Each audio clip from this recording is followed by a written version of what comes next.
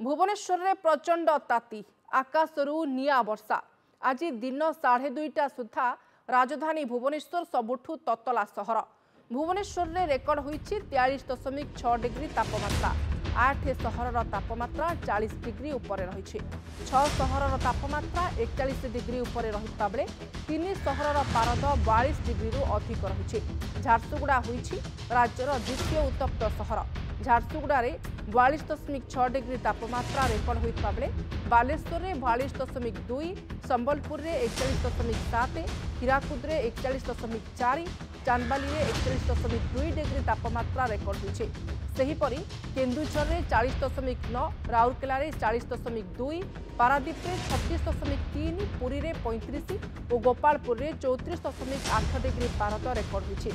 आज और काली राज्य में सिवियर हिटवेव अलर्ट जारी होइछे। आसंता 20 तारीख पर्यंत एभली ताती जारी रहिबो बोली कहिछि आंचलिक पाणीपाग केन्द्र। ए संपर्क में आलोचना करने फोन लाइन रे जोड़ी होती भुवनेश्वर रिपोर्टर शत्रुघ्न विश्वाल। शत्रुघ्न, ताती रे आक्ता माता राजधानीवासी एवं ए ताती आगक बढ़िबो बोली मध्य कहा जाउछि। हिटवेव नहीं आंचलिक पाणीपाग केन्द्र सूचना कौन रहुछि शत्रुघ्न? वर्तमान जदि आपण देखिबे तबे प्रचंड ग्रीष्म प्रवाह जारी रही विशेषकर उपकूल ओडिशा रे मध्य स्वाभाविक ठारू 5 रु 6 और किसी स्थान में 8 डिग्री पर्यंत तापमात्रा अधिक रही तेज आज जब आप देखिए तेज राजधानी भुवनेश्वर चलित सीजन सर्वाधिक तापमात्रा दिन 2:30 सुधा रेकर्ड होती 43.6 डिग्री। तो भुवनेश्वर समेत झारसुगुड़ा द्वितीय रही 42.6 बालेश्वर रही विशेषकर उपकूल ओडिशा समेत आभ्यंतरीण ओडिशार अधिकांश सहर तापमात्रा 40 डिग्री किंबा ताठारू उपरे रेकर्ड होती। जदि आसंता काली देखिबे तेबे आसंता काली मध्य राज्यर अधिकांश सहर रे स्थिति संगीन हबो। विशेषकर सिवियर हिट वेव अलर्ट जारी करा जायछि। जदि आपण देखिबे तेबे खोर्धा, नयागढ़ ता सहित मयूरभंज एवं ता सहित कोरापुट, मालकानगिरी, नुआपड़ा, कंधमाल, गंजाम, गजपति, बौद्ध, अनुगुल, ढेंकानाल, कटक, जगतसिंहपुर, केन्द्रापड़ा, भद्रक, बालेश्वर, ढेंकानाल, जाजपुर ये सबू जिला विशेषकर 19 जिला को आसंता काली सिवियर हिट वेव अलर्ट जारी करा जायछि।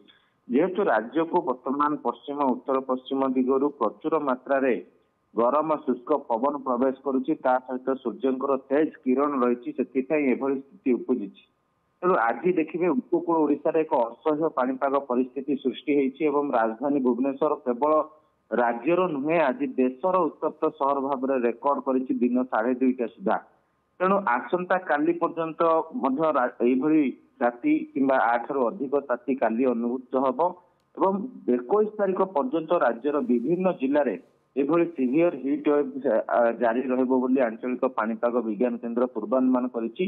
विशेषकर आज जदि आपण देखिबे तो राजधानी भुवनेश्वर लू बहिला भली परिस्थिति गोटे उपजी कारण दिन 11टा पर राजधानी भुवनेश्वर संपूर्ण रोड खाँ खाँ हो जाए कारण गरम पवन प्रबल ताती सहित गरम पवन अस्तव्यस्त करुच्ची।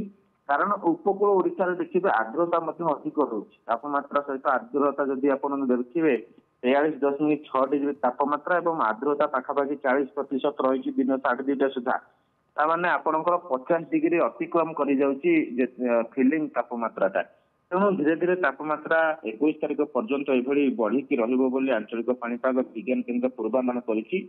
अन्यपट देखिए दिन 11 स्ट्रिक्टली अपराह 3टा पर्यंत जो भाव में ताती रही से ताती जदि सीधा सड़क आपण घर बाहर तेज आपण शरीर घातक हेब आपण अंशुघातर शिकार हेबे बोली पाणीपाग केन्द्र सतर्क कराई। तेणु यही समय यथा संभव घरे रही परामर्श दि जाइए एवं जो घरे रोचते जो माने जो असह्य परिस्थिति उपजुची एवं निश्वास नबार कष्ट होती प्रचुर परिमाण रे पानीय ग्रहण करने परामर्श दि जाइए कारण ये जो भली भाव खरा रही अंशुघात को आखि आगे रखी राज्य सरकार अनेक पदक्षेप हाथ को नहीं। स्कूल छुट्टी सहित जेमती जरूरी काम नथिले बाहर को न बाहरिबा पई एवं आवश्यक मात्रा रे पानीय जल सबू नबा पई मध्य रहिछि निर्देश। आपनको सूचना पे अनेक अनेक धन्यवाद।